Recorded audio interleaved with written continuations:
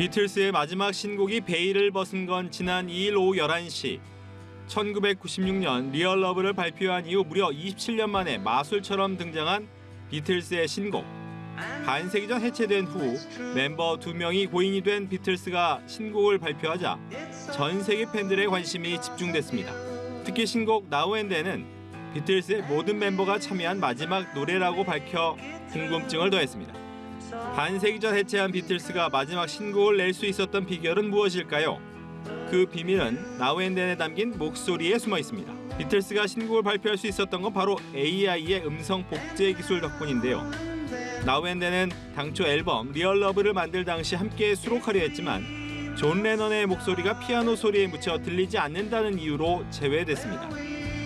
하지만 최근 AI가 레넌의 목소리를 반복 학습한 뒤 그의 목소리를 피아노 음에서 분리하는 데 성공하면서 30대 청년 레넌과 80대인 폴 맥카트니가 함께 노래하게 된 겁니다.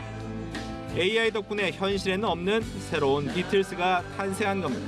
이제 80대가 된 맥카트니는 지난해 미국의 한 스튜디오에서 노래를 완성했는데요.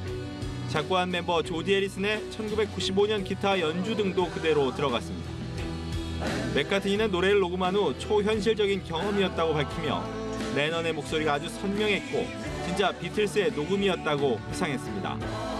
2023년에도 여전히 비틀스가 음악 작업을 하고 있다는 건 아주 신나는 일이라고 말했습니다. 마지막 신곡 발표도 모자라 더 놀라운 일이 벌어졌습니다. 비틀스의 Now and Then이 오피셜 싱글 차트 톱 100에서 1위를 차지한 겁니다. 그들이 1위를 기록한 건 무려 54년 만입니다. 유튜브를 통해 함께 공개된 뮤직비디오도 일주일 만에 조회수 2,500만 회를 돌파하며 비틀스의 위대함을 다시 한번 확인시켜줬습니다. 한국 시리즈 MVP에게 전해달라. 고 구본무 LG 선대 회장이 25년 전 값비싼 롤렉스 시계를 구매한 후 남긴 메시지입니다. 1998년 구 선대 회장은 LG 트윈스의 한국 시리즈 야구 우승을 간절히 기원하며 당시 8천만 원 상당의 고가 명품 시계를 구입했습니다. 하지만 LG 트윈스가 번번이 우승과 연을 맺지 못하면서 구 선대 회장은 끝내 LG 트윈스의 우승을 지켜보지 못한 채 지난 2018년 눈을 감았습니다. 롤렉스 시계 역시 주인을 만나지 못한 채 구단 금고에 오랜 시간 보관돼 왔는데요. 드디어 25년 만에 시계가 주인을 찾게 된 겁니다. 구본무 LG 선대 회장이 남긴 시계의 주인공은 2023 한국 시리즈 MVP를 차지한 오지환 선수. 오지환 선수는 지난 8일 경기에서 3경기 연속 홈런을 치며 한일 시즌 한국 시리즈 최다 연속 경기 홈런 기록도 세웠습니다. 맹활약한 덕분에 기자단 투표에서 90표 중 무려 83표를 받는 압도적 지지로 영광의 MVP 자리에 올랐습니다. 오지환 선수가 오랫동안 금고에 갇혔던 LG 구단의 시계의 주인공이 되자 그와 LG의 깊은 인연도 재조명되고 있습니다. LG가 준우승한 2002년 LG 팬이 된 오지환 선수, 입단 전부터 유명한 LG 팬이었습니다. 고교 3학년이던 2008년에는 소셜미디어에 빨리 가고 싶다 LG 트윈스여라고 쓰기도 했습니다. 이후 실제 LG가 오지환 선수를 택하면서 오지환 선수와 LG의 오랜 수원이던 우승까지 차지하게 됐습니다. 그런데 시계의 주인공이 된 오지환 선수, 롤렉스 시계 소식이 전해지자 의외의 반응을 보였습니다. 해당 시계는 선대 회장의 유품이라고 생각한다며 더 많은 사람들이 볼 수 있도록 전시했으면 한다고 뜻을 전했습니다.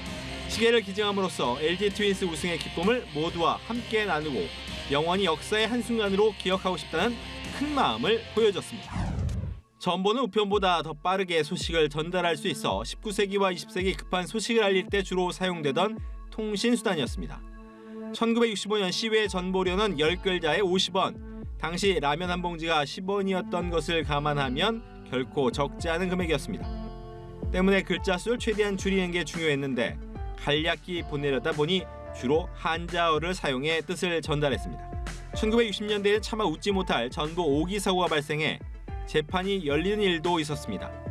모친 상경이라고 친 전보가 전신국의 실수로 모친 사망으로 전달되면서 아들이 장례를 준비한 일까지 벌어졌습니다. 이후 잘못임이 밝혀지자 국가를 상대로 소송을 걸었고 이후 재판부는 45만 원을 배상하라고 판결을 내리기도 했었습니다. 그럼 국내에서 첫 전보를 보낸 건 언제일까요? 국내에서의 첫 전보는 1885년 당시 한성전보총국이 서울에서 인천으로 전보를 보낸 게 처음이었습니다. 광복 이후에는 최신부와 KT 전시인 한국전기통시공사로 서비스가 이관돼 역사를 이어왔습니다.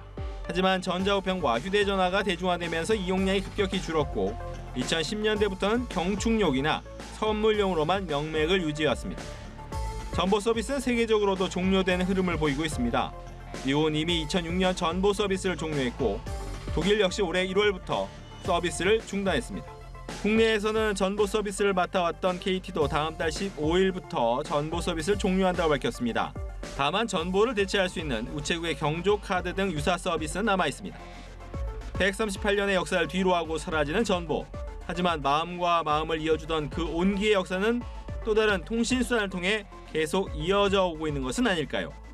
지금까지 주간 뉴스메이커였습니다.